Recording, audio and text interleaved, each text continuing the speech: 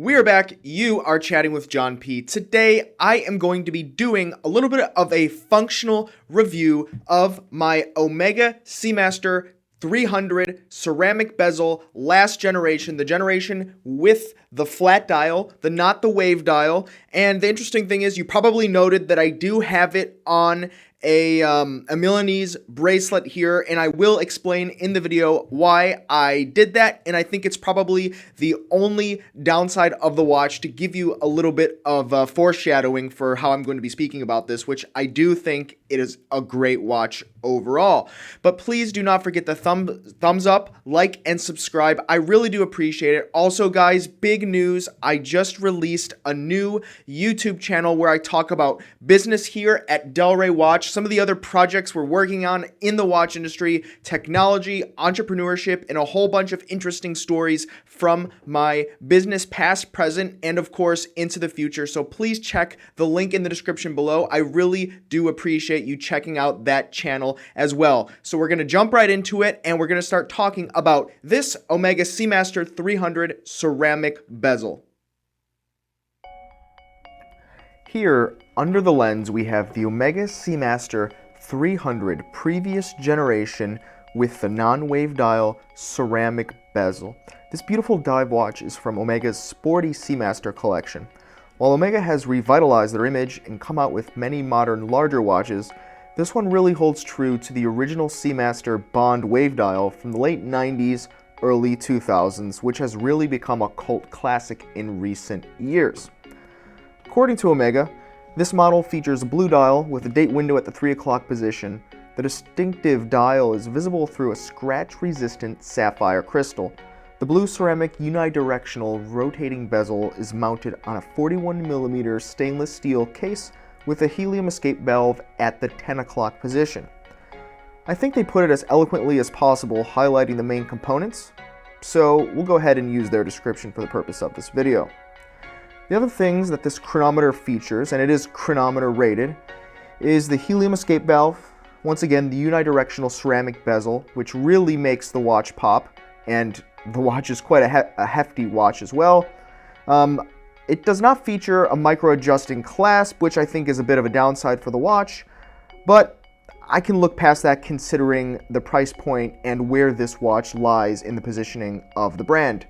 It also features a screw-down crown, of course it's a dive watch, and the date wheel. What watch or sports watch is complete without the date wheel? The watch is rated to 30 bars, which is 300 meters or 1,000 feet. And so, as I noted, I did put it on a Milanese strap. The issue for me became that the watch, and yes, that was a bezel from the older Seamaster, the Bond era. I kind of just threw it on there for jokes and games.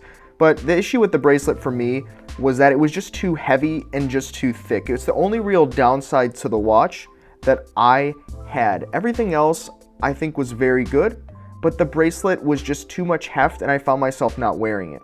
And so I went ahead and I started wearing this watch every day for about the last 30 days in the month. And so what we have here is some clips of it.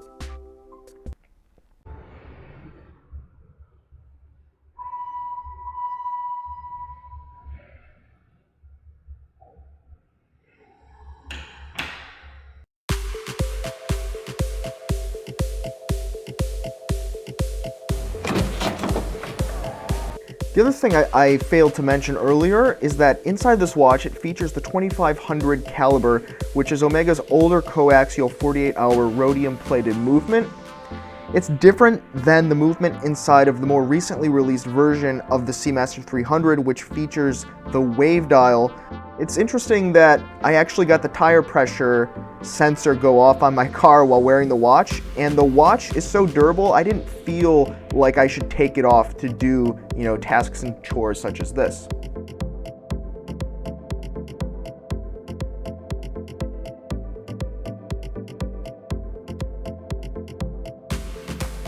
And of course, does it play? My big issue with watches is sometimes they're too heavy to play guitar, which is why I put it on this aftermarket bracelet.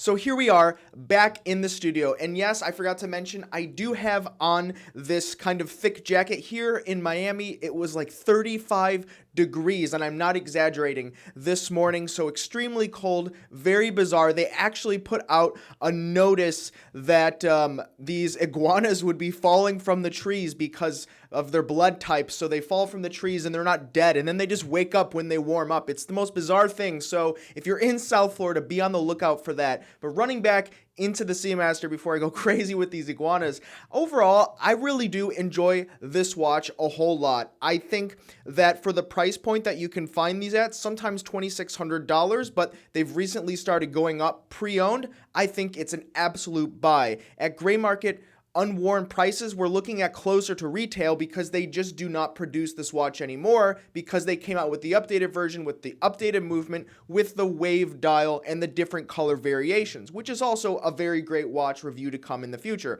So I think these watches are great value. The only shortcoming I really see potentially for someone with this watch might be the 48-hour power reserve, which I don't see as a shortcoming because this is a watch made to be worn every day, your everyday wear. But some people might look at that and want a little bit longer of a power reserve in their watch. Understandable, just not me. But certainly my only downside was the bracelet. As you could see from the video, I like my watches to be very functional when we're talking about a sports watch, a dive watch, a water resistant watch like this. And so for me to be doing things daily and have kind of the original heavy bracelet that it came on, the bracelet was probably much heavier than the watch itself. I held them, I didn't put them on a scale, but you could just feel that the bracelet alone was much heavier than the watch. And for a watch that's not precious metal, for me, I don't think that makes sense. Omega probably could have made the bracelet thickness about half as much as it is currently and still had a very nice, presentable,